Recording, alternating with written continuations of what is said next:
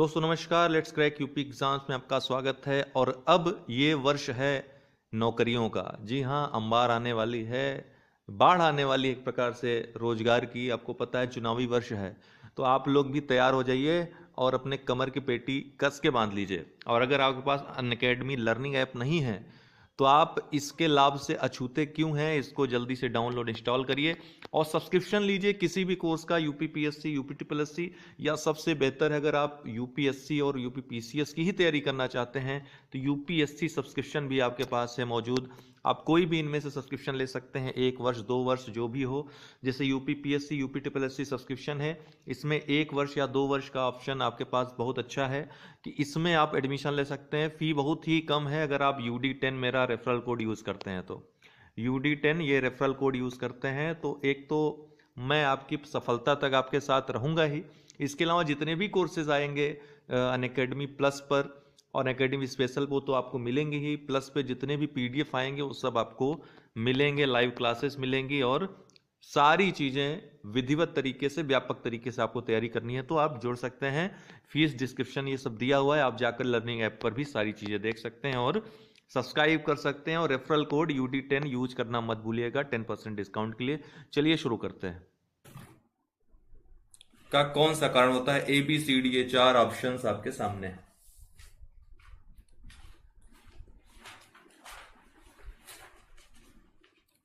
किसी ने उत्तर दिया क्या? गलत उत्तर है। अनुराग जी गलत उत्तर आपने दिया है। सही उत्तर देखते कौन देता है।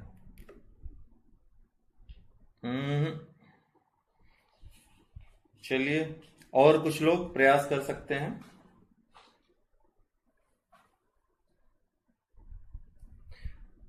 ओके, ललित जी आपने अब सही उत्तर दिया है।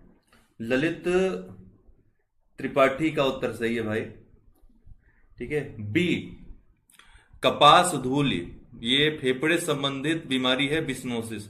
कपास के क्षेत्र में जो लोग कार्य करते हैं उनको ये बीमारी होती है खासकर। वैसे तो धान वगैरह के जो खेत होते हैं, जो कृषि के कार्य में लगे होते हैं, और जो लोग देखे होंगे जब अनाज निकाला जाता है थ्रेसर आदि के द्वारा तो बहुत ज्यादा धूल के कण निकलते हैं। अगर आप उसमें निकलें तो आपके फेफड़े में जलन होने लगती है, कड़ा कड़ा लगने लगता है, गले में भी प्रॉब्लम होती है। तो ये इससे अगर इस कंडीशन में आप कार्य करें लगभग 1 महीने या कई दिनों तक तो आपको बिस्नोसिस रोग होने के चांसेस होते हैं। तो मुख्यतः कपास उद्योग में लगे कपास के से संबंधित जो क्षेत्र हैं उससे जो लोग जुड़े होते हैं, मजदूर जुड़े होते हैं, उनमें बिस्नोसिस नामक रोग पाया जाता है। तो इसका जो उत्तर होगा बी होगा।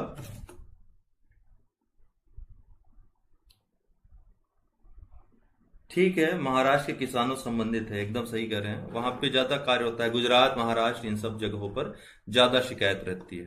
ओके,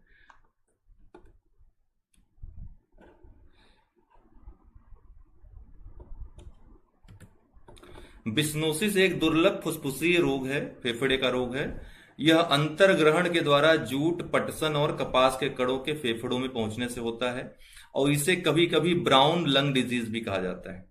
यह व्यावसायिक अस्थमा का एक रूप है। संयुक्त राज्य अमेरिका में बिस्नोसिस विशेषतः अपरिष्कृत कपास संबंधी कार्यों में संलग्न व्यक्तियों से होता है। प्रसंस्करण के प्रथम चरण के दौरान कपास की गांठों को खोलने वाले व्यक्तियों को इस रोग से ग्रसित होने का खतरा सबसे ज्यादा होता है। बिस्नोसिस रोग एक अन्य प्रकार से भी होता है, जैसे मैंने बताया, जिसे ग्रेन वर्कर्स लंग कहा जाता है। यह रोग खाद्यान्न फसलों से संबंधित क्रियाकलापों में संलग्न व्यक्तियों को भी हो सकता है। बिस्नोसिस के बारे में और जानेंगे तो बिस्नोसिस से पीड़ित रोगियों को सामान्यतः खांसी और सीने में जकड़न जैसी समस्याएं उत्पन्न होती हैं। कुछ लोगों में अवकाश के पश्चात पुनः कार्य आरंभ करने पर धूल के संपर्क में आने की स्थिति में मंडे फीवर हो जाता है। इस रोग से संबंधित, तो मंडे फीवर इसी से संबंधित है। इस रोग से संबंधित लक्षणों में सप्ताह भर के दौरान सुधार हो जाता है तथा लोगों का इस रोग को उत्पन्न करने वाली गतिविधियों से संपर्क समाप्त हो जाने की स्थिति में, अर्थात उन गतिविधियों से अगर आप अलग हो जाएं तो ये अपने आप भी सही हो सकता है। हालांकि निरंतर संपर्क की स्थिति में स्थायी क्षति और श्वास लेने में कठिनाई हो सकती है और फेफड़े संबंधी गंभीर रोग भी इससे हो सकते हैं। अगला प्रश्न है बायो माइनिंग क्या है? ये 4 ऑप्शन है। Bio mining. बायो माइनिंग क्या है? ऑप्शन मैं पढ़ूंगा नहीं, क्योंकि ऑप्शन पढ़ने में काफी कंफ्यूजन हो जाती है आपको। तो ऑप्शन आपके सामने है, 5 सेकंड का समय है, और आप बताइए कि बायो माइनिंग है क्या।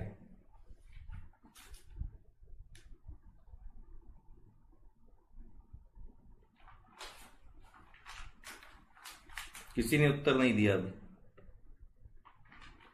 जी बिल्कुल, व्हाइट चेस्ट कैंसर के रूप में भी इसको जाना जाता है। चंद्रशेखर जी एकदम सही बता रहे हैं। इस प्रश्न का उत्तर अभी तक नहीं मिला है।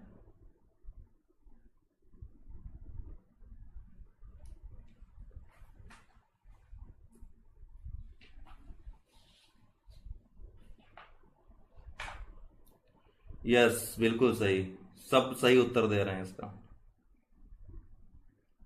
आकांक्षा वर्मा ने सबसे पहले इसका उत्तर दिया सही, बी इसका उत्तर होगा। यह चट्टानी अयस्कों या खदान अपशिष्टों से धातु निष्कर्षण हेतु सूक्ष्म जीवों का उपयोग करने की प्रक्रिया है। क्या है? चट्टानी अयस्क और खदान अपशिष्टों से धातु निष्कर्षण के लिए सूक्ष्म जीवों का प्रयोग करने की प्रक्रिया है। बी इसका उत्तर है। हाल ही में चर्चा में रहा था। क्यों चर्चा में रहा था, देखते हैं। हालिया संदर्भ, दिल्ली नगर निगम द्वारा दिल्ली में 3 जल भराव क्षेत्रों अर्थात भलसवा, ओखला और गाजीपुर के बायो माइनिंग जैव खनन और बायो रेमिडिएशन जैव उपचारण की प्रक्रिया प्रारंभ कर दी गई है। बायो माइनिंग चट्टानी अयस्कों या खदान अपशिष्ट से आर्थिक रूप से उपयोगी धातुओं को निष्कासित करने के लिए सूक्ष्म जीवों का उपयोग करने की एक प्रक्रिया है। बायो माइनिंग तकनीक का धातुओं से प्रदूषित हो चुके स्थलों को साफ करने के लिए भी उपयोग किया जा सकता है, इसलिए बी उत्तर सही है। अगला प्रश्न है, जैव विविधता को परिभाषित किया जाता है, तो इनमें से कौन सी परिभाषा होगी जैव विविधता की?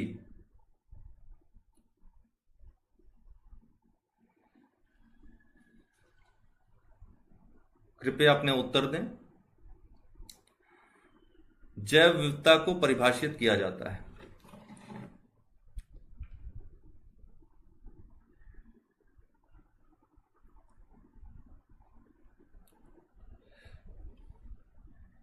ठीक है विवेक जी, सही उत्तर है आपका, ए इसका उत्तर होगा। ये तो आपको पता होना चाहिए, बेसिक है ना। किसी पर्यावरण में विभिन्न प्रजातियों की श्रेणी, ठीक है, जितनी ज्यादा प्रजातियों की संख्या रहेगी अलग अलग, उतना ज्यादा जैव विविधता रहेगी। ये जो सी वाला दिया है, इसमें काफी लोग कंफ्यूज हैं, कुछ लोगों ने उत्तर भी दिया है सी, वो गलत है। एक प्रजाति से दूसरी प्रजाति से विभिन्नता जो है, ये जैव विविधता नहीं होती। किसी एक पारिस्थितिकी तंत्र में जितने ज्यादा प्रकार के प्रजातियां पाई जाएंगी, वही उसी को जैव विविधता कहेंगे, या प्रजाति विविधता भी इसको कहते हैं।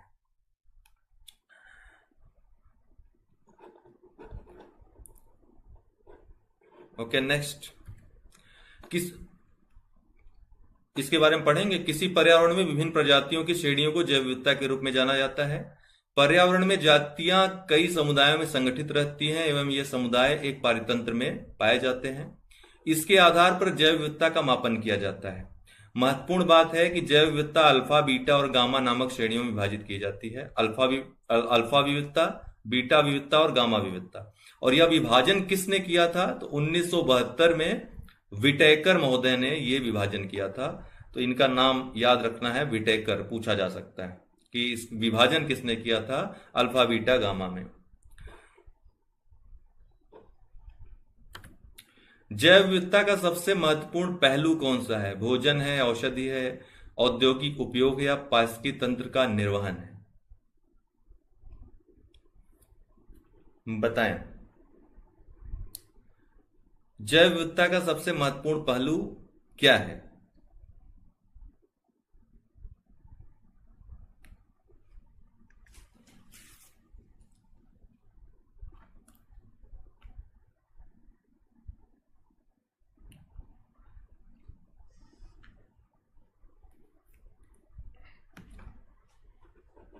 दरअसल मेरा मोबाइल जो है डिस्कनेक्ट हो गया, इसमें नेट समाप्त हो गया, तो अपडेट हो रहा है।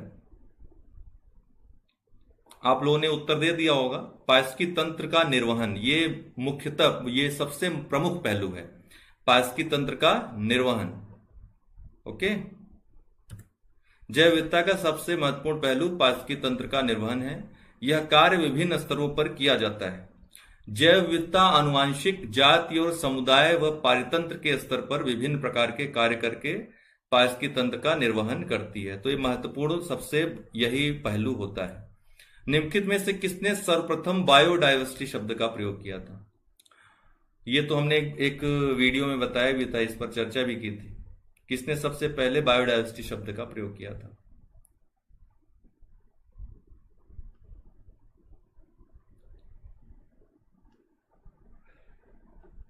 तो वाल्टर जी रोजन ने। देखिए, मोबाइल ऑफ होने के कारण जो है मैं आपकी कमेंट्स नहीं पढ़ पा रहा हूं, माफ करिएगा इसके लिए। तो वाल्टर जी रोजन, इन्होंने सबसे पहले बायोडायवर्सिटी शब्द का प्रयोग किया था। आइए देख लेते हैं। प्रारंभ में जैव विविधता शब्द को अंग्रेजी शब्द बायोलॉजिकल डाइवर्सिटी के रूप में प्रथम सबसे पहले रेमंड एफ दासमैन ने वर्ष 1968 में अपनी पुस्तक a different kind of country में दिया था। किसने? रेमंड एफ दासमैन ने। लेकिन इन्होंने बायोडाइवर्सिटी शब्द का प्रयोग नहीं किया था, इन्होंने बायोलॉजिकल डाइवर्सिटी शब्द का प्रयोग किया था। लेकिन बाद में जैव विविधता को अंग्रेजी शब्द बायोलॉजिकल डाइवर्सिटी से परिवर्तित कर बायोडाइवर्सिटी के रूप में सबसे पहले किसने प्रयोग किया? जी रोजन ने। तो इसीलिए ये उत्तर सही होगा, जी रोजन। हिमालय पर्वत प्रदेश जात विविधता की या प्रजाति विविधता की दृष्टि से सबसे ज्यादा समृद्ध है। इस समृद्ध के लिए निम्नलिखित में से कौन सा कारण सबसे ज्यादा उपयुक्त है? यहां अधिक वर्षा होती है, जो प्रचुर वनस्पति वृद्धि को बढ़ावा देती है। यह विभिन्न जीव भौगोलिक क्षेत्रों का संगम है। इस क्षेत्र में विदेशज तथा अति आक्रामक जातियां प्रवेश नहीं कराई गई हैं, या फिर यहां मनुष्यों का कम हस्तक्षेप है। तो आप लोग अपने उत्तर दे दें। यहां अधिक वर्षा होती है, जो प्रचुर वनस्पति वृद्धि को बढ़ावा देती है। यह विभिन्न जीव भौगोलिक क्षेत्रों का संगम है। सी है, इस क्षेत्र में विदेशज तथा अति आक्रामक जातियां प्रवेश नहीं कराई गई हैं। और डी है, यहां मनुष्यों का कम हस्तक्षेप है। तो इसका जो है बी ऑप्शन सही होगा, विभिन्न जीव भौगोलिक क्षेत्रों का संगम है। आप हिमालय में विभिन्न ऊंचाइयों पे विभिन्न जीव भौगोलिक क्षेत्र पाए जाते हैं, आपको पता है, हमने चर्चा भी की है इसकी। विभिन्न ऊंचाइयों पे विभिन्न भौगोलिक क्षेत्र पाए जाते हैं। जितनी ज्यादा ऊंचाई बढ़ते जाएंगे उतना ही कम जो है जैव विविधता पाई जाती है उस पर। ठीक है, क्योंकि ऊपर जाने पर जो स्थितियां हैं पर्यावरणीय वो काफी जटिल होती जाती हैं। जैसे आप जो है 0 डिग्री अक्षांश से जब ध्रुवों की तरफ बढ़ते हैं, जो स्थिति होती है, जिस तरह से भौगोलिक क्षेत्र पाए जाते हैं, वही हिमालय पर्वत पे भी लगभग ऐसा ही पाया जाता है। विभिन्न ऊंचाइयों पे विभिन्न जैव भौगोलिक क्षेत्र। तो यहां पर इस तरह का संगम है, इसीलिए जैव विविधता भी ज्यादा पाई जाती है। हर तरह के जैव भौगोलिक क्षेत्र में रहने वाले जीव पाए जाते हैं। तो सबसे ज्यादा जैव विविधता इसीलिए पाई जाती है। जैव विविधता की दृष्टि से इसीलिए अत्यंत समृद्ध है। और भारत के जो 4 हॉट स्पॉट्स हैं उनमें से एक पूर्वी हिमालय भी आता है। भारत में 4 हॉट स्पॉट्स हैं जैव विविधता के। पूर्वी हिमालय, आपका पश्चिमी घाट, भारत म्यांमार और सुंडालैंड, ये 4 आते हैं। हिमालय पर्वत प्रदेश जैव विविधता की दृष्टि से अत्यंत समृद्ध है। इसका प्रमुख कारण यहां विभिन्न जीव भौगोलिक क्षेत्रों का सम्मिलन होना है। निम्नलिखित कथनों पर विचार करें। उच्चतर अक्षांशों की तुलना में निम्नतर अक्षांशों में जैव विविधता सामान्यतः अधिक होती है। पर्वतीय प्रवणताओं में उच्चतर उन्नतांशों की तुलना में निम्नतर उन्नतांशों में जैव विविधता सामान्यतः अधिक होती है। देखिए, अभी हमने जो इसके पिछले प्रश्न में चर्चा की, ठीक वही प्रश्न है, दूसरे प्रकार से पूछा गया है। ठीक है, आईएएस में पूछा हुआ प्रश्न है। इसका आप जवाब दे लें तब मैं आपको जवाब देता हूं। 5 सेकंड आपको देता हूं, आप अपना जवाब दे लें तो मैं जवाब देता हूं। ध्यान से पढ़ेंगे तो आसानी से उत्तर आ जाएगा। देखिए, दोनों ही सही है। ठीक है, इसमें दोनों कथन सही है। उच्चतर अक्षांशों की तुलना में निम्नतर अक्षांशों में जैव विविधता सामान्यतः अधिक होती है। ठीक है, निम्नतर अक्षांश मतलब कि आपका जो है उष्णकटिबंधीय क्षेत्र, उष्णकटिबंधीय वर्षा वनों में वर्षा अधिक होती है। यहाँ पे पर्यावरणीय दृष्टि से ज्यादा जैव विविधता के लिए अच्छी दशाएं हैं। तुलनात्मक रूप से जैसे ऊपर आप बढ़ते जाएंगे ध्रुवीय क्षेत्रों में पर्यावरणीय दृष्टि से जटिलता बढ़ती जाएगी, उसी तरह जैव विविधता भी कम होती जाएगी। तो पहला सही है। दूसरा, पर्वतीय प्रवणताओं, प्रवणता मतलब ग्रेडियंट्स, जो झुकाव होता है या ऊंचाई कह सकते हैं इसको, जो उच्चतर उन्नतांश होते हैं उनकी तुलना में निम्नतर उन्नतांशों में जैव विविधता सामान्यतः अधिक होती है। यही हमने पिछले वाले प्रश्न में देखा। तो दोनों ही सही है, सी इसका उत्तर होगा, 1 और 2 दोनों। उच्चतर अक्षांशों की तुलना में निम्नतर अक्षांशों में जैव विविधता सामान्यतः अधिक होती है। उष्णकटिबंधीय क्षेत्र जहां की जैव विविधता सर्वाधिक है निम्न अक्षांशों में ही स्थित है, 0 से 10 डिग्री अक्षांश में लगभग पाए जाते हैं। पर्वतीय क्षेत्रों में उच्चतर उन्नतांशों, चोटियों की तुलना में निम्नतर उन्नतांशों में जैव विविधता सामान्यतः अधिक होती है। अगला प्रश्न है, जैव विविधता हॉटस्पॉट केवल उष्णकटिबंधीय प्रदेशों में स्थित है। हमने आपको कई बार कहा है कि जब आप ऐसे प्रश्न टैकल करें जहां पर केवल दिया हो तो आपको वो उस बात के बारे में, उस कॉन्सेप्ट के बारे में एकदम क्लियर रहना चाहिए। अगर क्लियर नहीं है तो आप गलत हो सकते हैं वहां पे। ऐसा 80% केस में देखा गया है कि जहां पर केवल शब्द यूज होता है वो स्टेटमेंट गलत होता है, लेकिन 20% का सही होना ये खतरे की घंटी होता है कि आप केवल को हमेशा गलत नहीं मान सकते हैं। तो जैव विविधता हॉटस्पॉट केवल उष्णकटिबंधीय प्रदेशों में स्थित है, यह बिल्कुल सही नहीं है, यह बिल्कुल गलत है। उष्णकटिबंधीय प्रदेशों में ही नहीं स्थित है, जैव विविधता हॉटस्पॉट कई जो शीतोष्णकटिबंधीय क्षेत्र हैं वहां भी पाए गए हैं। भारत में 4 जैव विविधता हॉटस्पॉट हैं, अर्थात पूर्वी हिमालय, पश्चिमी घाट, अंडमान निकोबार द्वीप। तो क्या ये सही है? ये भी गलत है। ठीक है, भारत में 4 तो हैं लेकिन ये पश्चिमी हिमालय नहीं आता है। ठीक है, पश्चिमी हिमालय सम्मिलित नहीं है इसमें। और अंडमान निकोबार द्वीप समूह ये सुंडालैंड का ही जो चौथा है उसका भाग है, तो ये तो सही है, लेकिन पश्चिमी हिमालय गलत है। तो जैव विविधता के भारत में 4 हॉटस्पॉट हैं, पूर्वी हिमालय, पश्चिमी घाट, भारत म्यांमार और सुंडालैंड, तो ये 4 हैं, जबकि पश्चिमी हिमालय नहीं आता है। तो जैव विविधता हॉटस्पॉट ये दोनों ही गलत होंगे, 1 और 2, न तो 1 न तो 2, डी इसका उत्तर होगा। जैव विविधता हॉटस्पॉट केवल उष्णकटिबंधीय प्रदेशों में ही नहीं बल्कि उच्च अक्षांशीय प्रदेशों में भी पाए जाते हैं जहां पे ऐसी स्थितियां विद्यमान हो। भारत में 4 जैव विविधता हॉटस्पॉट स्थल हैं। ये हॉटस्पॉट हैं पूर्वी हिमालय, पश्चिमी घाट, म्यांमार भारत सीमा और सुंडालैंड। अंडमान निकोबार द्वीप समूह जो है म्यांमार भारत सीमा तथा सुंडालैंड का ही एक भाग है, इसलिए ये तो सही हो सकता है, लेकिन पश्चिमी घाट बिल्कुल गलत है। पश्चिमी हिमालय वो हॉटस्पॉट में नहीं आता है। जैव विविधता के नाश का कारण है, जैव विविधता के नाश का क्या कारण है? अब यहां पर मैं 2 प्रश्न इसी ढंग के करूंगा। कल भी हमने चर्चा की थी, जो रैपिड टेस्ट था, फैक्चुअल जो प्रश्न हमने कल हल किए थे 75, एक बार फिर देख लीजिएगा, वहीं से ज्यादा प्रश्न आपके आते हैं। जैव विविधता के नाश का क्या कारण है? जीवों के प्राकृतिक आवास में कमी, पर्यावरण प्रदूषण, वनों का नाश, ये सभी जैव विविधता के नाश के कारण है। लेकिन अगला प्रश्न, जैव विविधता के ह्रास का मुख्य कारण कौन सा है? तो यहां भी सभी कारण हैं, लेकिन यहां मुख्य कारण पूछ लिया है। तो मुख्य कारण क्या हो जाएगा? प्राकृतिक आवासीय विनाश सबसे ज्यादा महत्वपूर्ण कारण है। आज एक्चुअली दिन में लाइट कट गई ना, इसकी वजह से न तो मोबाइल चार्ज हो पाया और न ही लैपटॉप महोदय चार्ज हो पाया। तो जैव विविधता के ह्रास का जो सबसे मुख्य कारण है प्राकृतिक आवासीय विनाश, डी इसका उत्तर होगा। सबसे मुख्य कारण पूछ रहा है तो 2 तरह से प्रश्न पूछेगा, एक मुख्य कारण पूछेगा, एक कारण पूछेगा। कारण में तो सभी आ जाएंगे, बहुत सारे कारण हैं जैव विविधता के नाश के, लेकिन सबसे मुख्य कारण क्या है? आवासीय विनाश। ठीक है, जो आवासीय विनाश है इससे सबसे ज्यादा जैव विविधता में ह्रास हुआ है। निम्नांकित में से क्रायो बैंक XC2 संरक्षण के लिए कौन सी गैस सामान्यतः प्रयोग होती है? कौन सी गैस प्रयोग में लाई जाती है? बायो वाले स्टूडेंट्स के लिए तो आसान प्रश्न है ये।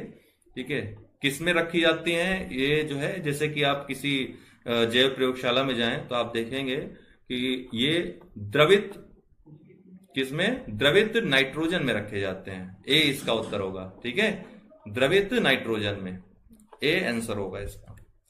एक्स सीटू संरक्षण एक ऐसी प्रक्रिया है जिसके द्वारा वनस्पतियों एवं जानवरों की विलुप्त प्राय प्रजातियों का संरक्षण उनके प्राकृतिक आवास से पृथक किया जाता है, प्राकृतिक आवास से हटाकर, क्योंकि इनको संकट होता है उनके प्राकृतिक आवास में। एक्स सीटू संरक्षण के तहत जीवित शुक्राणुओं, अंडों तथा भ्रूणों के नमूनों को अत्यंत कम तापमान पर उनको संरक्षित करने के लिए द्रवित नाइट्रोजन में संरक्षित किया जाता है। हमने एक्स सीटू और इन सीटू संरक्षण के बारे में आपको बताया था, तो वही है, पूछ रहा है, तो इसका उत्तर क्या हो जाएगा? द्रवित नाइट्रोजन। नाइट्रोजन पूछा है तो नाइट्रोजन इसका उत्तर हो जाएगा। Global smart cities alliance on technology governance के संदर्भ में निम्नलिखित कथनों को, आपको दिखाई पड़ रहा है कि नहीं? थोड़ा सा धुंधला हो गया ये वाला। Global smart cities alliance on technology governance के संदर्भ में निम्नलिखित कथनों पर विचार कीजिए। ये कथन है और नीचे उत्तर दिया है, आप लोग अपना उत्तर चुन सकते हैं। कथन पढ़ने के बाद मैं आपको 5 सेकंड दे रहा हूं, 10 सेकंड दे रहा हूं कि आप ये पढ़ें। थोड़ा स्टेटमेंटल है, ध्यान से पढ़िएगा। तो यह सार्वजनिक रूप से जुड़े उपकरणों से डेटा के संग्रहण और उनके उपयोग से संबंधित सार्वभौमिक मानदंडों और मानकों को स्थापित करने हेतु अधिदेशित है, अधिदेश है। Global smart cities alliance on technology governance हाल ही में चर्चा में भी रहा था पिछले वर्ष, तो ये पहला वाला सही है। वर्तमान में इस गठबंधन की सदस्यता सदस्य देशों के सार्वजनिक संस्थानों तक सीमित है, ये गलत है। ये निजी संस्थानों को भी सम्मिलित करता है। यह OECD देशों की एक पहल, ये गलत है। G20 देशों का पहल है ये, तो 2 और 3 गलत है, पहला ही सही होगा। ए इसका उत्तर होगा। ध्यान रखिएगा, आपके यूपीएससी एग्जाम के लिए महत्वपूर्ण है प्रश्न। तो हाल ही में Bharat G20 Global smart cities alliance on technology governance में शामिल हुआ है। G20 Global smart cities alliance विश्व के 15 अग्रणी शहरों के नेटवर्क और प्रौद्योगिकी शासन संगठनों का एक संघ है जो स्मार्ट सिटी प्रौद्योगिकियों के उत्तरदायित्वपूर्ण और नैतिक तरीके से उपयोग को बढ़ावा देने हेतु कार्य करेंगे। स्मार्ट सिटी प्रौद्योगिकियों के कथन एक सही है। इस गठबंधन का उद्देश्य सार्वजनिक स्थलों पर संबद्ध उपकरणों का उपयोग करने के लिए वैश्विक मानदंडों और मानकों की स्थापना कर स्मार्ट सिटी प्रौद्योगिकियों के उत्तरदायित्वपूर्ण और नैतिक उपयोग को प्रोत्साहित करना है। वर्तमान में इस संबंध में कोई भी वैश्विक रूपरेखा का नियम विद्यमान नहीं है कि किस प्रकार सार्वजनिक स्थानों से सेंसरों जैसे कि ट्रैफिक कैमरों द्वारा या उनके माध्यम से संग्रहित डेटा का उपयोग किया जाए। इसीलिए स्मार्ट सिटीज अलायंस बनाया गया है टेक्नोलॉजी के आदान प्रदान के लिए। कथन 2 सही नहीं है, कथन 3 भी सही नहीं है। जैसा कि मैंने बताया कि कथन 2 में क्या कहा गया था कि यह सिर्फ सरकारी या सार्वजनिक संस्थानों को शामिल करता है, लेकिन ये गलत है। ये नगर पालिकाओं, क्षेत्रीय और राष्ट्रीय सरकारों के अलावा निजी क्षेत्र के भागीदारों और शहर के निवासियों को एकजुट करता है। वर्ल्ड इकोनॉमिक फोरम द्वारा International Organization for Public Private Cooperation को नवीन G20 Global smart cities Alliance के सचिवालय के रूप में कार्य करने के लिए चयनित किया गया है। तो ये भी एक महत्वपूर्ण फैक्ट है। कथन 3 सही नहीं है। ग्लोबल स्मार्ट सिटीज अलायंस के संस्थागत भागीदारों के संस्थापक समूह में ग्रुप ऑफ 20 अर्थात G20 के वर्ष 2019 और 2020 के अध्यक्ष एवं मेजबान राष्ट्र जापान और सऊदी अरब, भारत का smart city mission, cities for all cities today institute, Commonwealth local government forum, Commonwealth sustainable cities network, ये सब शामिल हैं, जबकि OECD शामिल नहीं है। तो ठीक है दोस्तों, आज का सेशन यहां पे समाप्त करते हैं। और आप लोगों को मैं बता दूं, जिन लोगों को प्लस कोर्स ज्वाइन करना है तो आप सब्सक्रिप्शन वाले भाग में जाएंगे, वहां सब्सक्रिप्शन के लिए ये रेफरल कोड मांगेगा, तो UD10 यूज कर दीजिएगा। जो भी आपको कोर्स ज्वाइन करना हो वहां पे ज्वाइन कर सकते हैं। आपको वहां जो छूट इस समय चल रही होगी अनअकैडमी प्लस पे आपको मिल जाएगी और आराम से व्यापक रूप से आप पढ़ाई कर सकते हैं, घर बैठे लाइव क्लासेस ले सकते हैं। और कोई प्रॉब्लम हो तो कमेंट बॉक्स में आप कमेंट कर सकते हैं, हम अभी जब मोबाइल चार्ज होगी मेरी देख लेंगे। तो आज के लिए इतना ही, बहुत बहुत धन्यवाद।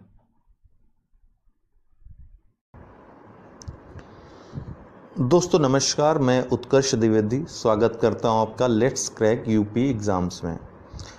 सामान्य अध्ययन के इस डेली 8 बजे के कोर्स में हम विज्ञान प्रौद्योगिकी का MCQ देख रहे थे। तो आज उसका 7वां भाग है और हमारा प्रयास है कि MCQ के माध्यम से और कॉन्सेप्चुअल वीडियोस के माध्यम से एक संपूर्ण आपको कोर्स प्रदान किया जाए इस 8 बजे के कोर्स में। और दूसरी बात है कि जो सुबह वाला वीडियो है करंट अफेयर्स और अन्य जानकारियों के लिए अच्छा है ही, वो आप देख ही रहे हैं।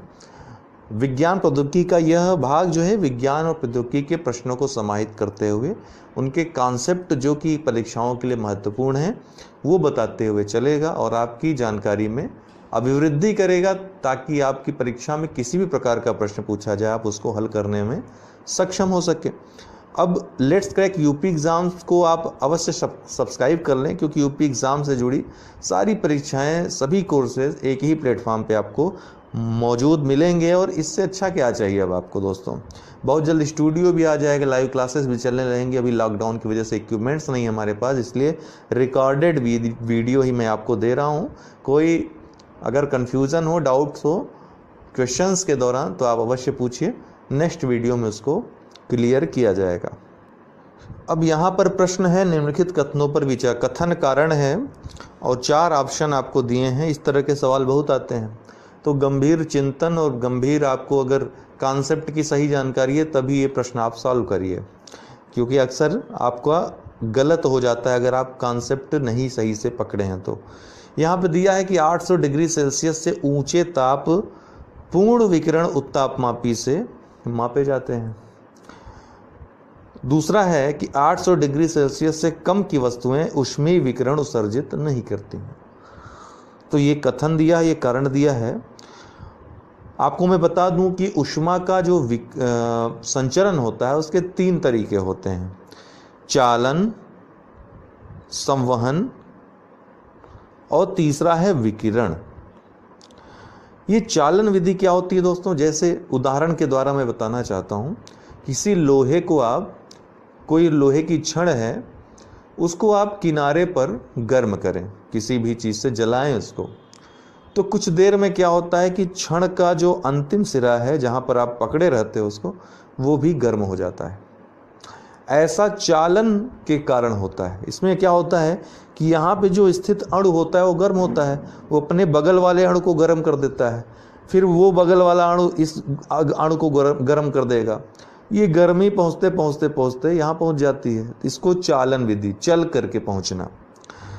और संवहन मतलब बह करके पहुँचना। संवहन मतलब इस तरह से समझेंगे तो ज़्यादा सरलता समझ में आएगा। संवहन मतलब बह करके, जैसे एक बर्तन में आप पानी उबाल रहे हो, यहाँ पर हीटर है, ठीक है, उसको गर्म कर रहे हैं, ये बर्तन गर्म हो रहा है और इसके अंदर जो जल है ये गर्म होकर इसमें गतिज ऊर्जा में इसकी वृद्धि हो रही है और ये बह करके कई धाराएं बना दे रहा है और ऊपर की धाराओं को गर्म करता चला जा रहा है। इसको क्या कहेंगे, संवहन, करंट्स या संवहन के द्वारा ऊष्मा का उत्सर्जन। तो कुछ देर में क्या होगा कि जल की सतह से शुरू होकर के पूरा जल जो है गर्म हो जाएगा। इसको हम संवहन विधि कहते हैं। भूगोल में जब आप पढ़ते हैं तो एक अभिवहन विधि हो जाता है।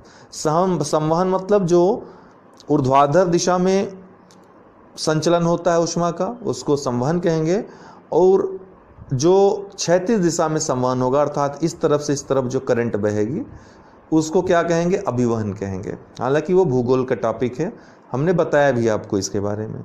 और ये तीसरी जो विधि है ऊष्मा के संचरण की, वो है विकिरण। विकिरण में किसी माध्यम की आवश्यकता नहीं होती है। जैसे आपने देखा 2 माध्यम की आवश्यकता थी यहाँ पे, लेकिन विकिरण में किसी माध्यम की आवश्यकता नहीं होती। जैसे सूर्य है, वो विकिरण द्वारा, ये निर्वात से भी इसकी जो है ऊष्मा संचरित होती है। तो बहुत ज़्यादा जो ऊष्मा वाले स्रोत होते हैं, जैसे 800 डिग्री सेल्सियस से ऊंचे ताप स्रोत जो होते हैं, वो विकिरण उत्सर्जित करते हैं। वो विकिरण के माध्यम से ऊष्मा का संचरण वहाँ से होता है, इसीलिए उनको पूर्ण विकिरण उत्तापापी से मापा जाता है। तो इसका कारण भी सही है, कथन भी सही है, और कारण कथन की उचित व्याख्या करता है। इसका उत्तर हो जाएगा ए। अब यहाँ पर प्रश्न है, निम्नलिखित वैज्ञानिकों में नोबेल पुरस्कार विजेता नहीं है। तो हरगोविंद खुराना तो हैं ही, इनको मिला हुआ है 1968 ईस्वी में चिकित्सा के क्षेत्र में इनको नोबेल मिल चुका है। एस चंद्रशेखर सीमा जिन्होंने बताई थी, तो इनको 1983 ईस्वी में भौतिकी के क्षेत्र में मिल चुका है। फिर अमर्त्य सेन, देखिए अमर्त्य सेन ये वैज्ञानिक नहीं है, ये अर्थशास्त्री हैं, लेकिन अर्थशास्त्र में सामाजिक विज्ञान में आ जाता है।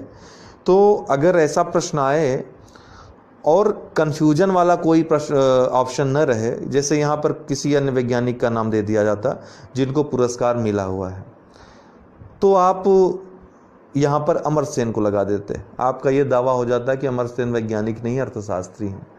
लेकिन यहाँ पर आपको पता है कि इनको तो मिला ही नहीं है नोबेल, तो इसका जो अप्रोप्रिएट आंसर हो जाएगा जगदीश चंद्र बसु हो जाएगा। भले ही ये वैज्ञानिक थे, अमर्त्य सेन अर्थशास्त्री हैं, लेकिन अमर्त्य सेन जो है सामाजिक विज्ञानी तो हैं ही, तो एक प्रकार के वैज्ञानिक ये भी कहे जाएंगे। तो जगदीश चंद्र बसु इनको ही नहीं मिला है, बाकी सबको मिला हुआ है। अब यहाँ पर दिया है शीतकाल में पेंडुलम घड़ी की गति पर प्रभाव पड़ता है। यहाँ से देखिए पेंडुलम घड़ी की गति पर प्रभाव पड़ता है, गति बढ़ जाती है, गति धीमी हो जाती है, कोई प्रभाव नहीं पड़ता, गति शून्य हो जाती है। एक बात मैं आपको बता दूं कि अपने ऊपर ही लागू करिए कि ठंडी और गर्मी के प्रति आपका क्या आचरण होता है।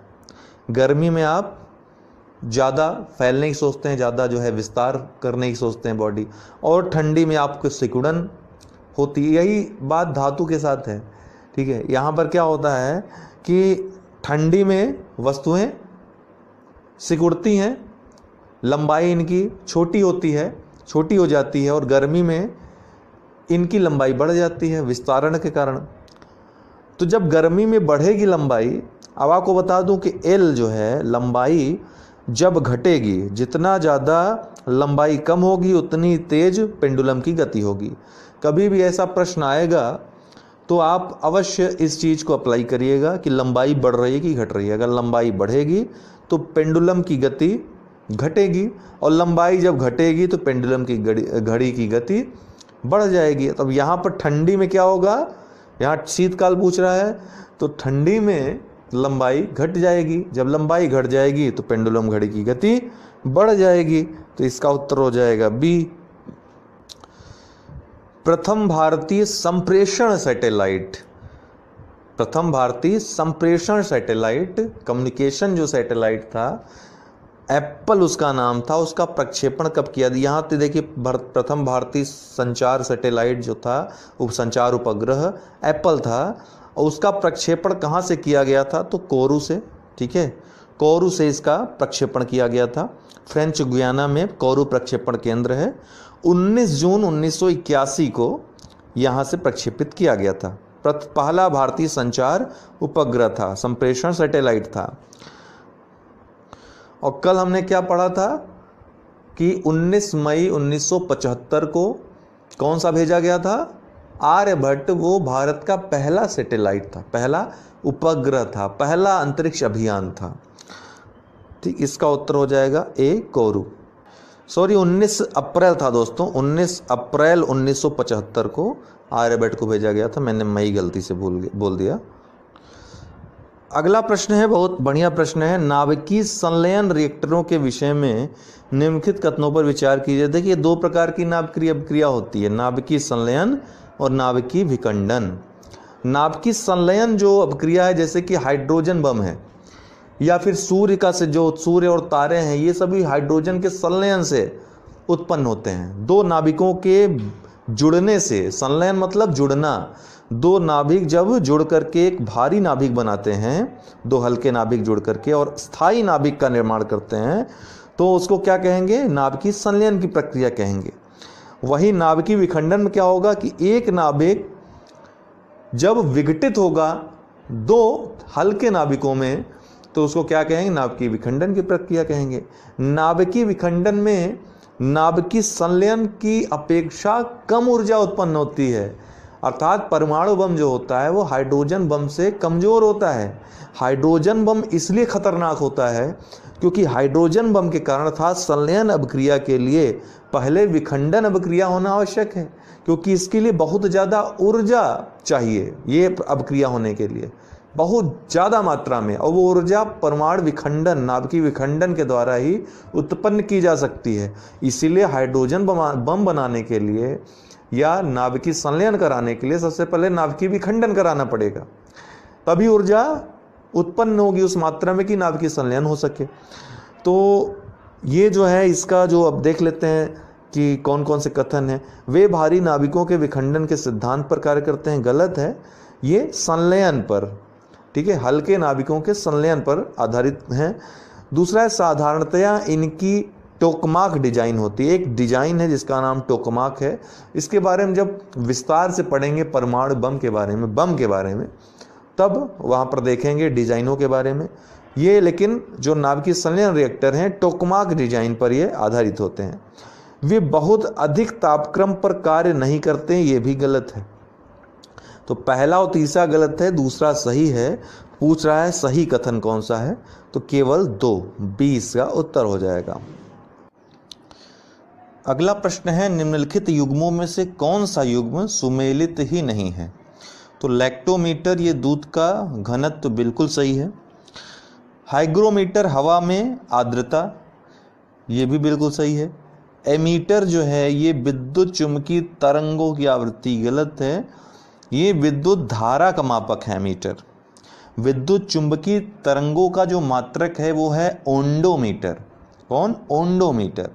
और स्प्रिंग तुला का मात्रक, स्प्रिंग तुला जो है भार का मापन करता है, ये बिल्कुल सही है। तो ये एमीटर वाला ही सी ऑप्शन गलत है, आपका उत्तर यही होगा। क्लोनिक संबंधित है, जो क्लोन बनाया जाता है वो किससे संबंधित है? तो नए जीवधारियों के विकास से, बिल्कुल गलत। फसल उत्पादन से, कलम लगाने से, जैविक प्रतिरूपण से संबंधित है, डी इसका उत्तर है। क्लोन का विकास एकल जनक कोशिका से किया जाता है, जो अपने जनक का, जहाँ से वो उत्पन्न किया जाता है, पूर्ण रूप से समरूप होता है। जबकि अगर नए जीवधारियों की विकास की बात करें तो यह अपने माता पिता अर्थात जो जनक है दोनों के मिश्रित गुणों का प्रतिनिधित्व करता है। तो क्लोनिंग जैविक प्रतिरूपण संबंधित है। क्लोनिंग की कल्पना जो आई थी सबसे पहले कि किसी विशिष्ट प्रजाति जो विलुप्त होने के कगार पे हो उसको बचाया जा सके, इस माध्यम से ये विचार मन में आया था, तब क्लोनिंग की शुरुआत हुई थी, इस पर जो रिसर्च शुरू हुए थे। लेकिन इसका दुरुपयोग न है, इस कारण से इसको प्रतिबंधित कर दिया गया है एक प्रकार से, ठीक। कुछ ही विशिष्ट क्षेत्रों में जैसे कि पशु आदि में इसका प्रयोग, इसके प्रयोग की अनुमति है, लेकिन वो भी सीमित, उसके लिए भी अनुमति बकायदा लेनी पड़ती है। तो जैविक प्रतिरूपण से संबंधित है। शेविंग करने के लिए या दाढ़ी बनाने के लिए किस तरह के दर्पण का प्रयोग किया जाता है? कई बार प्रश्न आया है। अवतल दर्पण का प्रयोग किया जाता है इसके लिए, ठीक है। जिस गोली जो अवतल दर्पण होता है क्या है, जिसका जो तल जो है, जो परावर्तक तल है अर्थात प्रकाश जिस पे पड़ता है तल पे, वो धंसा हुआ रहता है, ये ठीक है ना, इसको क्या कहेंगे? अवतल कहेंगे, या अपसारी दर्पण कहते हैं। और जो उठा हुआ भाग रहता है इसको क्या कहेंगे? उत्तल कहेंगे, ठीक। अवतल, उत्तल, इन दोनों में अंतर आप जानते ही होंगे, अभी तक तो ये बहुत छोटी क्लास की चीज़ें हैं। इसका प्रयोग, जो अवतल दर्पण का प्रयोग होता है वो शेविंग करने, आँख, नाक और कान के जो डॉक्टर प्रयोग करते हैं, जैसे डॉक्टर आप कभी दांत दिखाने जाइए तो वहाँ पर जो दर्पण प्रयोग होता है वो यही होता है, अवतल दर्पण होता है। और सोलर कुकर जो है उसमें भी अवतल दर्पण का ही प्रयोग किया जाता है, 20 का उत्तर है। थायराइड हार्मोन के कार्य हैं, जो थायराइड से निकलता है ग्रंथ से, थायराइड हार्मोन, उसके कार्य क्या है? मेटाबॉलिज्म नियंत्रक, सही है। जल संतुलन का नियंत्रण, ये भी सही है। शरीर की सामान्य वृद्धि, विशेषतः हड्डी, बाल इत्यादि के विकास के लिए अनिवार्य, सभी ही सही हैं, डी इसका उत्तर होगा। ये जो है, अगर ये इस हार्मोन की कमी हो जाए दोस्तों, तो बच्चों में जड़ वामनता मिक्सिडीमा जो जवानी में होता है, मिक्सिडीमा रोग, घेंघा रोग जो होता है, ग्वाइटर, और हाइपोथायराइज्म, ये सभी जो है ये थायराइड हार्मोन की कमी से होते हैं। अगर थायराइड हार्मोन की अधिकता हो जाए तो भी रोग हो जाता है, जैसे टॉक्सिक ग्वाइटर, एक्सोप्थेल्मिक ग्वाइटर, ये सभी जो हैं ये हार्मोन की अधिकता से होने वाले रोग हैं। जबकि घेंघा रोग जो होता है वो थायराइड हार्मोन की कमी से होता है। कई बार ये प्रश्न पूछा जा चुका है। तो दोस्तों इस बात का आपको ध्यान रखना है कि प्रश्न पूछा क्या गया है। सिर्फ ग्वाइटर पूछेगा, घेंघा पूछेगा तो थायराइड हार्मोन की कमी से, लेकिन अगर टॉक्सिक ग्वाइटर या एक्सोप्थेल्मिक ग्वाइटर पूछेगा तो थायराइड हार्मोन की अधिकता से होने वाला रोग है। ओके, तो चाहे तो आप इस चीज को नोट भी कर सकते हैं। उपर्युक्त सभी इसका उत्तर होगा। अगला प्रश्न देख लेते हैं। सूची फर्स्ट को सूची सेकंड के साथ सुमेलित कीजिए तथा नीचे दिए गए कूट का प्रयोग सही करके सही उत्तर चुनिए। अवाक्स दोस्तों airborne warning and control system, जिसका पूरा नाम है, ये इजरायली विकसित फाल्कन वायुसेना में लगाने वाला एक इंस्ट्रूमेंट है। ठीक है, ये क्या करता है कि जब कार्रवाई कोई वायुयान करता है किसी देश में तो उस देश की क्या प्रतिक्रिया होती है उसके बारे में ये खबर देता है, सूचना देता है, एक प्रकार से चेतावनी देता है। तो भारत ने जो मिराज जो वायुयान है, लड़ाकू विमान है, उनके द्वारा जो पाकिस्तान में कार्रवाई की थी बालाकोट में, उसमें ये अवाक्स प्रणाली लगी हुई थी। ये प्रश्न पूछा जा सकता है।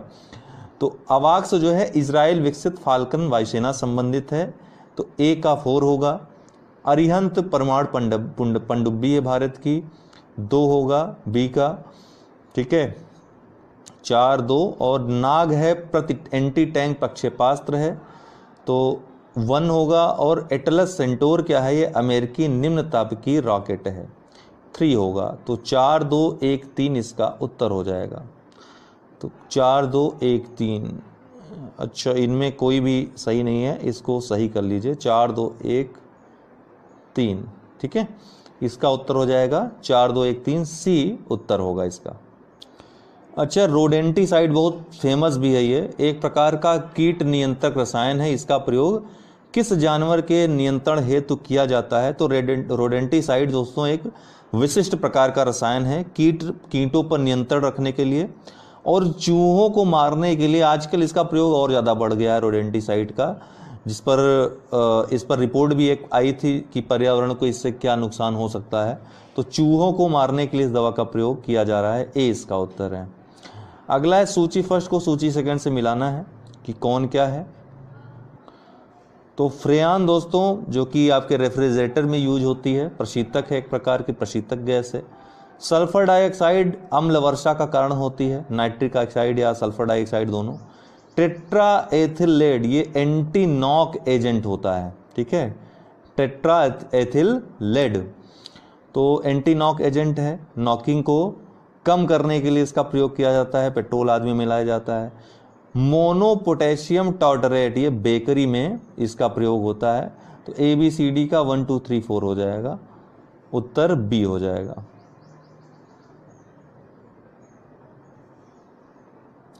निम्नलिखित में से कौन सा पौधा कीटभक्षी पौधे के रूप में जाना जाता है? तो घटपर्णी है, ये कीटभक्षी अपना जो नाइट्रोजन की कमी को दूर करने के लिए ऐसा करता है। घटपर्णी मांसाहारी कीटभक्षी पौधा है जो कि अल्प खनिज और अम्लीय मृदा में उगता है, जहां पर नाइट्रोजन की कमी होती है। नाइट्रोजन की कमी को पूरा करने के लिए क्या करता है? कीटों को ये अपना आहार बनाता है। वहीं पलाश को जंगल की आग कहा जाता है, याद रखिएगा, पलाश को जंगल की आग कहा जाता है। कमेंट बॉक्स में कमेंट करिए कि पलाश किस प्रदेश का राज्य पुष्प है, ठीक है, ये आप बताइएगा। पलाश का फूल किस प्रदेश का राष्ट्रीय पुष्प है? ये प्रश्न पूछा गया यूपी SSSC में आपके। यदि किसी उभयलिंगी पुष्प में जायांग और पुमांग अलग अलग समय पर परिपक्व हों तो इस अवस्था को क्या कहते हैं? जब किसी उभयलिंगी पुष्प में जायांग और पुमंग अलग अलग समय पर परिपक्व होते हैं तो इस अवस्था को डिकोगेमी कहते हैं, ठीक है। डिकोगेमी अवस्था में उभयलिंगी पुष्प में जायांग और पुमंग अलग अलग समय पर परिपक्व होते हैं। जबकि जो हरकोगेमी अवस्था होती है, इसमें क्या होता है कि पुरुष और मादा का स्थानिक अलगाव होता है। इसमें पुरुष और मादा जो अंग हैं वो अब इस अवस्था में अलग अलग हो जाते हैं। ठीक है, हरकोगेमी में ये दोनों ही पूछे गए, इसलिए हमने दोनों का बता दिया यहाँ पे। और अगर आपने लर्निंग ऐप अभी तक डाउनलोड न किया हो, अनअकैडमी लर्निंग ऐप, तो इसको डाउनलोड इंस्टॉल कर लें। यहाँ पर कोई भी विषय, किसी भी एजुकेटर को आप सर्च करेंगे, कोई टॉपिक सर्च करेंगे, आपको मिल जाएगा। आप आराम से पढ़ाई कर सकते हैं, या फिर चाहें तो सब्सक्रिप्शन लेकर के पढ़ाई कर सकते हैं। सब्सक्रिप्शन आपको 1 मंथ से लेकर के 2 साल तक के उपलब्ध हैं, अर्थात 1 महीने से लेकर आप 2 साल तक का एडमिशन ले सकते हैं। प्रशुल्क कुछ उसमें लगेगा, जो भी सब्सक्रिप्शन चार्जेस हैं देकर पढ़ सकते हैं। हमारा रेफरल कोड अगर आप यूज़ करते हैं, रेफरल कोड है UD10 मेरा, ये यूज़ करते हैं तो किसी भी कोर्स में आपको छूट मिल जाएगी। ठीक है, तो इसको अवश्य, अगर आपको ज्वाइन करना है तो UD10 रेफरल कोड अवश्य यूज़ करिएगा। ठीक है ना। तो 12 महीने का कोर्स में जैसे 7,000 रुपये आपका लग रहा है, तो 24 महीने कोर्स में, उसी कोर्स में 9100 रुपये लगेंगे। तो आपका 2 वर्ष का जो फ़ी रहेगी वो कम पड़ रही है। तो आप चाहें तो 2 साल के लिए सब्सक्रिप्शन ले सकते हैं, पढ़ सकते हैं आराम से, तब तक आपका सिलेक्शन भी हो जाएगा कहीं ना कहीं। ठीक है, तो UD10 आप याद रखिएगा, रेफरल कोड। तो दोस्तों आज के लिए इतना ही, बहुत बहुत धन्यवाद।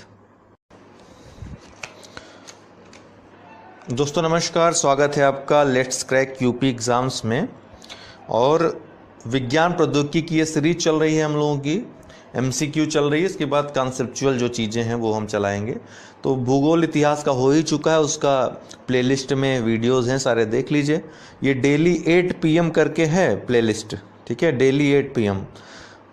तो अभी कुछ लोगों को नहीं पता है कि ये सीरीज़ हमारी जारी है, इसलिए वो वीडियोस नहीं देख पा रहे हैं। तो थंबनेल में कुछ चेंजिंग चाहिए, तो वो मैं कर दूंगा, तो आप लोगों को पता चल जाएगा। इस प्लेटफॉर्म पे यूपी एग्ज़ाम से जुड़ी सारी चीज़ें आपको एक साथ मिलेंगी, इसीलिए इस प्लेटफॉर्म का उपयोग करिए अपनी सफलता के लिए। प्रश्न शुरू करेंगे। हाँ, सुबह वाला वीडियो आप देखना मत भूला करिए दोस्तों। लॉकडाउन के बाद परीक्षाओं जुड़ी खबरें तेज़ी से अब आएंगी करंट अफेयर्स के साथ, उसका भी आप उसकी भी जानकारी ले सकते हैं, परीक्षाओं जुड़ी भी। तो निम्नलिखित में से कौन सा एंजाइम ग्लूकोज को इथेनॉल में परिवर्तन करने के लिए प्रेरित करता है या परिवर्तित करता है? कौन सा एंजाइम ग्लूकोज को? तो जाइमेज एंजाइम है उसका नाम, याद रखिएगा। माल्टेज तो माल्टोज को ग्लूकोज में परिवर्तित करता है, वहीं जाइमेज जो है वो ग्लूकोज को इथेनॉल में परिवर्तित करता है। अभी आगे एक प्रश्न में और भी हम डिटेल में देखेंगे। फिलहाल इसका जो उत्तर होगा C। आपको जो डाउट रहा करे दोस्तों वो कमेंट बॉक्स पूछ लिया करिए। अभी रिकॉर्डेड वीडियोज़ आ रहे हैं, बाद में लाइव वीडियोज़ आएंगे तो उसमें दिक्कत नहीं होगी, आपके प्रश्नों का त्वरित उत्तर देने का प्रयास उससे किया जाएगा। मानव शरीर में स्थित पुच्छ निम्नलिखित में से किस संरचना से संलग्न होता है? जो अपेंडिक्स है वो किससे संबंधित होता है? देखिए, वृहद आंत और छोटी आंत जहाँ पे मिलते हैं वहीं पर आप देखेंगे कि वृहद आंत का जो एक भाग है वृहद आंत में, जिसको सीकम बोलते हैं, उस सीकम से ही ये जुड़ा होता है अपेंडिक्स। तो ये अवशेषी अंग एक प्रकार का होता है, इसका कोई कार्य होता नहीं है। इसको यदि निकाल भी लिया जाए तो कोई फर्क नहीं पड़ने वाला है आपको। तो अपेंडिक्स अक्सर, इसमें जब सड़न उत्पन्न हो जाती है किसी कारणवश, तो अपेंडिक्स का ऑपरेशन लोगों का होता है। तो अपेंडिक्स एक रोग नहीं है, याद रखिएगा। अपेंडिक्स में जब सड़न उत्पन्न हो जाती है, ठीक है, तब उसको काट के निकाल लिया जाता है। ये एक प्रकार का अवशेषी अंग है। तो वृहद आंत का भाग होता है, वृहद आंत से जुड़ा होता है। D इसका उत्तर होगा। हृदय वाहिका तंत्र की, देखिए अब यहाँ पर एक लक्षण दिया है किसी रोग का। रोग के लक्षण तो आप जरूर पढ़ लें, तो रोग के लिए एक अलग वीडियो बनाना पड़ेगा। तो आप चाहते हैं तो हाँ कर दीजिए, तो रोग के लिए एक अलग वीडियो बना देते हैं। प्रत्येक रोग के लक्षण, उसके उपचार, क्या क्या खोजें हुई हैं, ठीक है, किस किस अंग को प्रभावित करता है, ये सब। तो हृदय वाहिका तंत्र की क्रियाविधि असंतुलित हो जाना तथा रोगी को नींद न आना, चिड़चिड़ापन हो जाना, ये किस रोग का प्रमुख लक्षण है? तो ये देखिए, एक एक करके देखेंगे आपको पता चले। लकवा क्या है? लकवा में अक्सर जो मस्तिष्क की जो नसें होती हैं उनमें रक्त स्राव का जो बहाव है वो या तो अवरुद्ध हो जाता है या जितनी मात्रा में मिलना चाहिए मस्तिष्क की क्रियाविधि चलने के लिए वो मिल नहीं पाता है। तो इससे क्या होता है, ये लकवा की स्थिति उत्पन्न हो जाती है। ठीक है, तो लकवा, पैरालिसिस। दूसरा है साइजोफ्रेनिया, सीजोफ्रेनिया जिसको बोलते हैं। इसमें क्या होता है, ये भी मस्तिष्क का एक रोग है। इसमें क्या होगा कि अजीब अजीब हरकतें व्यक्ति करता है, वो काल्पनिक दुनिया में जीता है। आप अगर उसको देखेंगे तो आपको लगेगा ऐसा कि वो किसी को देख रहा है, किसी से बातें कर रहा है, लेकिन आपकी बातें वो नहीं समझ में आ रहा है, उसको आपकी बातें नहीं समझ पा रहा है वो, न तो आपके प्रति कोई प्रतिक्रिया दे रहा है, तो वो काल्पनिक दुनिया में जीने लगता है सिजोफ्रेनिया रोग में। अपस्मार या जिसको मिर्गी कहते हैं, ये भी मस्तिष्क का एक विकार है। ठीक है, मस्तिष्क में कई प्रकार के रोग हो जाते हैं तो ये मिर्गी टाइप की बीमारियां उत्पन्न होती है, अपस्मार। अगला है न्यूरोसिस। न्यूरोसिस का ही ये लक्षण है जो आपको दिख रहा है। इसमें हृदय वाहिका तंत्र की क्रियाविधि असंतुलित हो जाती है, रोगी को नींद नहीं आता है, चिड़चिड़ापन आ जाता है, तो इसको न्यूरोसिस कहते हैं। अगला, हृदय के रक्त का संचरण करने वाली धमनियां कहलाती हैं। तो हृदय के रक्त का संचरण मतलब हृदय का रक्त, हृदय का रक्त मतलब जो शुद्ध रक्त हृदय तक पहुंचाया जाता है उनको क्या कहेंगे, हृदय धमनियां कहेंगे। और जो हृदय से रक्त फेफड़े तक पहुंचता है शुद्ध होने के लिए, वो क्या कहेंगे उसको, फुसफुस धमनियां। जो फेफड़े तक पहुंचेगी फुसफुस धमनी, जो हृदय तक पहुंचेगी वो हृदय धमनी। ये याद रहेगा, कोई दिक्कत नहीं होगी आपको कभी। अस्थि एवं दांत निर्माण है तो निम्नलिखित में से किसकी आवश्यकता होती है। अस्थि और दांत, ये तो बड़ा आसान प्रश्न है, आप आराम से कर लेंगे। कैल्शियम और फास्फोरस। कैल्शियम का एक और उपयोग है शरीर में प्रमुख, जो रक्त का थक्का जमता है उसमें कैल्शियम का महत्वपूर्ण योगदान होता है। डी इसका उत्तर है। ठीक है, एक और इसका मैं आपको उपयोग बता रहा था शरीर में। रेड रिबन एक्सप्रेस, ये एक अभियान है, आंदोलन प्रकार का है, चलता फिरता दृश्य साधन है। किसके लिए है, तो एड्स हेतु जागरूकता के लिए। रेड रिबन आप देखते ही होंगे। ठीक है, एड्स का जहाँ जहाँ आपने प्रचार देखा होगा, रेड रिबन देखा होगा। ठीक है, इस तरह का लोग पट्टियाँ बांधते हैं अपने बाजू में, कई बार आपने क्रिकेटरों को देखा होगा। तो आपसे ये प्रश्न है मेरा आज का, कमेंट बॉक्स में कमेंट करिए कि विश्व एड्स दिवस किस दिन मनाया जाता है। ये आपको कमेंट बॉक्स में कमेंट करना है कि विश्व एड्स दिवस ये किस दिन मनाया जाता है, किस तारीख को मनाया जाता है, आप कमेंट बॉक्स में अवश्य कमेंट करें। तो ये जो है रेड रिबन एक्सप्रेस एड्स हेतु जागरूकता के लिए चलता फिरता दृश्य साधन है। अगला है, एक गिलास पानी पीने से कितनी कैलोरी मिलती है। देखिए, पानी में कैलोरी होता नहीं, कितना आप पीजिए, एक गिलास नहीं, एक पूरी नदी सुखा दीजिए पी करके, उससे कैलोरी आपको हासिल नहीं होगी, शून्य जो है कैलोरी मिलेगी। दरअसल शुद्ध जल जो होता है वो एक उदासीन पेय पदार्थ है, उदासीन है, तरल है। उदासीन मतलब इसका पीएच मान जो है 7 होता है। आपको पता है 7 से कम अगर पीएच मान हो तो वो अम्लीय विलयन होता है या अम्लीय तरल होता है, और 7 से अगर अधिक पीएच मान हो तो वो क्षारीय तरल होता है, और 7 हो तो वो उदासीन होता है। तो जल एक उदासीन है, इसमें कैलोरी नहीं पाई जाती है। तो जब जल पूछेगा दोस्तों तो आप शुद्ध जल ही इसको मानकर चलेंगे। ठीक है, जब भी प्रश्न में जल पूछेगा तो शून्य इसका उत्तर होगा। अगला है, निम्नलिखित खनिजों पर विचार कीजिए। कैल्शियम, लोहा और सोडियम, इनमें से मानव शरीर में पेशियों के संकुचन, पेशी संकुचन के लिए किसकी या किनकी आवश्यकता होती है। बहुत बढ़िया प्रश्न है ये। तो तीनों की ही आवश्यकता होती है, याद रखिएगा। पेशियों के संकुचन के लिए कैल्शियम, लोहा, सोडियम, इन तीनों की आवश्यकता होती है। तो रक्त में कैल्शियम, सोडियम और आयरन या लोहा, इनका समुचित अनुपात हृदय की गति और अन्य मांसपेशियों को उत्तेजित करना, उनमें संकुचन की क्रिया संपन्न करने हेतु आवश्यक है। इनकी एक निश्चित अनुपात में मात्रा आवश्यक होती है। तो डी इसका उत्तर है। अगला है, गाय का दूध पीले सफ़ेद रंग का होता है। देखते हैं, आप गाय का दूध पीते होंगे, बड़ा स्वादिष्ट होता है अगर आपको शुद्ध देशी गाय का दूध मिले तो। जिसका कारण उसमें निम्नलिखित में से किसकी उपस्थिति है? तो दूध में जो प्रोटीन पाया जाता है वो तो केसीन होता है, ये आपको पता है। लेकिन जो इसके अलावा इसका पीलापन और होता है, पीला और सफ़ेद जो रंग होता है, तो वो कैरोटीन की उपस्थिति के कारण होता है। हल्का पीला रंग कैरोटीन की उपस्थिति के कारण। यही जो है गाजर में भी आपके पाया जाता है। गाजर में भी जो पीलापन होता है कैरोटीन ही उसका कारण होता है। तो दूध में जो सफ़ेदी होती है वो केसीन के कारण होती है, और हल्का पीला रंग जो होता है वो कैरोटीन के कारण होता है। अब यहाँ पे पीला और सफ़ेद दोनों पूछ लिया है, तो ये हो जाएगा उत्तर केसीन के साथ प्रोटीन, कैरोटीन सॉरी, ये दोनों ही प्रोटीन है। केसीन के कारण पीला, केसीन के कारण सफ़ेद और कैरोटीन के कारण पीला।